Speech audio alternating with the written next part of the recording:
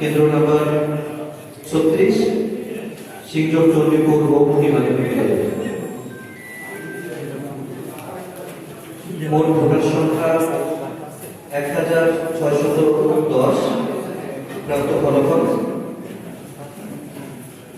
কাজী খায়রুজ্জামান শিবন, ফরিদপুর থেকে 1 ভোট। মোহাম্মদ আব্দুল আলিম, দাঁড়িপাল্লা থেকে 663 ভোট। মোহাম্মদ আব্দুল লতিফ খান, তারাপুর থেকে 3 ভোট। মোহাম্মদ ওমর ফারুক, হাতপাকা থেকে 11 ভোট। সজল কুমার মিস্ত্রি, গাঙ্গল থেকে 7 ভোট। সোমনাথ দেব, ধারের শীর্ষ থেকে 367 ভোট। গণভোটের ফলাফল: প্রদত্ত বৈধ গণভোটের সংখ্যা 1015, হ্যাঁ ভোট 720, না ভোট 295।